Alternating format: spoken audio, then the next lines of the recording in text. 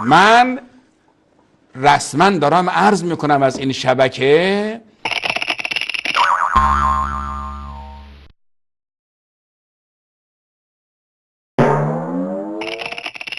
این برخوردهای ما شبکمون به هیچ وجه نه سیاسیه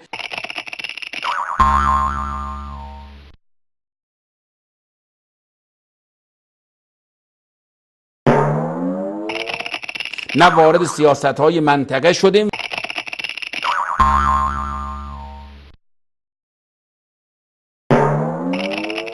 و نه صلاحمون هم هست.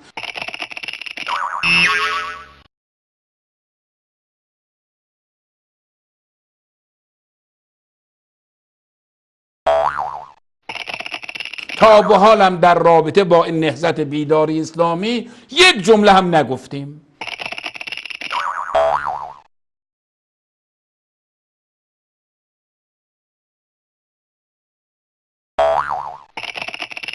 نه له مصر نه علیه مصر.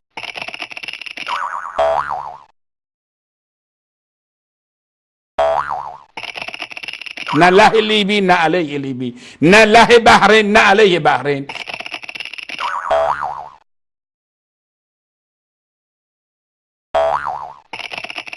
نه له برای عربستان نه علی.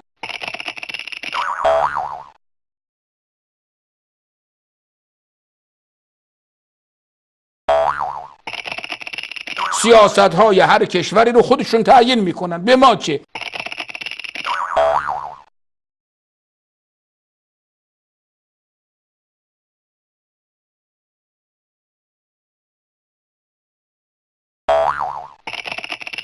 ما یک شبکه مذهبی هستیم.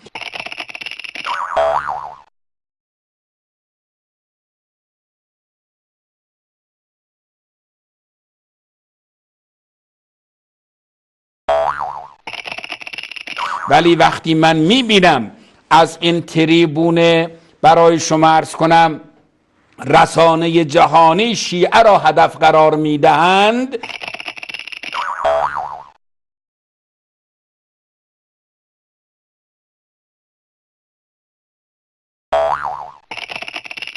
ما در اونجا به عنوان دفاع از شیعه وارد میشویم.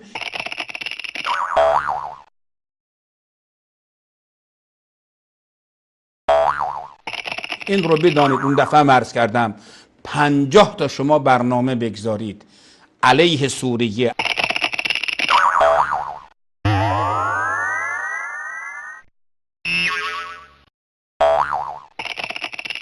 علیه شیعه،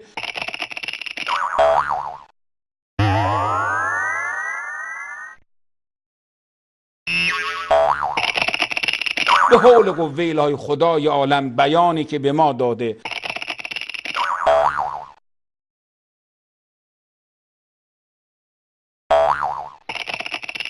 قدرتی که به ما داده،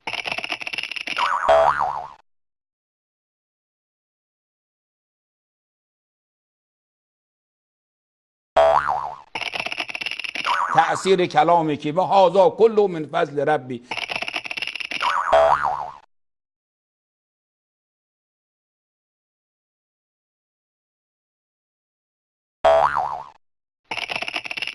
پنجاه تا برنامه های شما را در 2 دقیقه هباء منصورا می کنیم.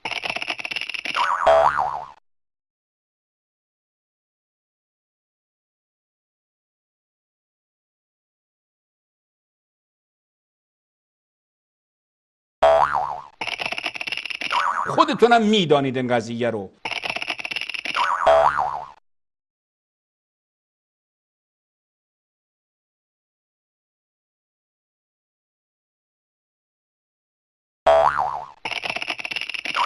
شبهه‌ای ندارید عزیزان من.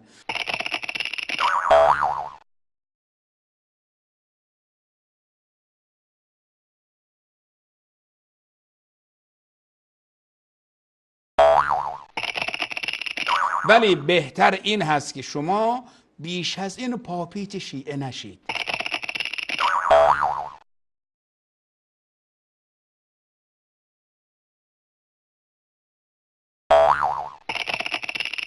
بیش از این نسبت به شیعه این چنین چوب لای چرخ شیعیان نگذارید.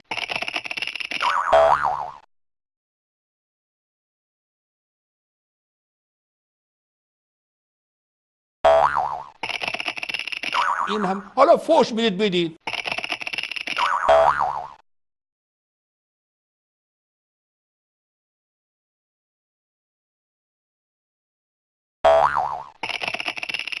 هیچ مسئله ای نیست.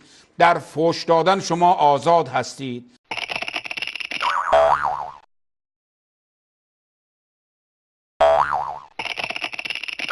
فحشه هایی که به مراجع اعزام میدید،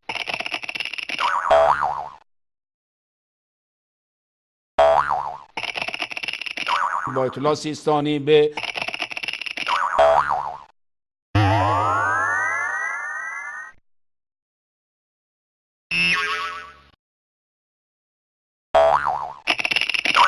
امام راحل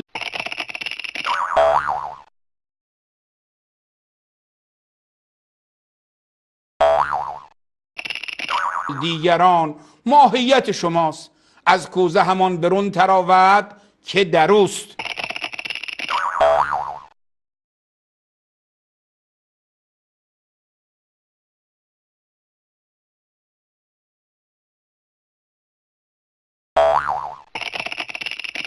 و ما هم اعلام میکنیم هرچه بیشتر به ما فحش بدید مردم روشنتر میشن.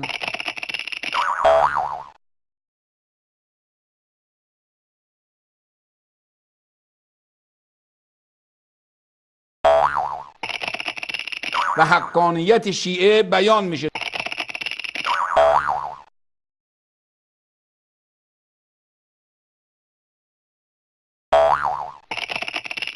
چون کسی فحش میداد که حرفی برا زدن نداره.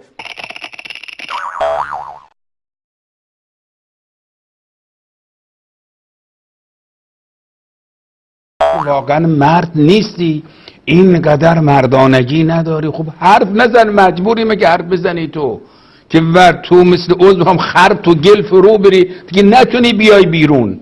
واقعا مرد نیستی، اینقدر مردانگی نداری. خب حرف نزن، مجبوریم که حرف بزنی تو که تو مثل عضو هم خرب تو گل فرو بری دیگه نتونی بیای بیرون. بابا آبروی خودت در نظر بگیر، آبروی این شبکه را. من نمیدونم این احمق هایی که میان این رو علم میکنن به عنوان یک کارشناس میارن، اینا عقلشون کجا رفته؟ بابا آبروی خودت در نظر بگیر، آبروی این شبکه را. من نمیدونم این احمق هایی که میان این رو علم میکنن به عنوان یک کارشناس میارن، اینا عقلشون کجا رفته؟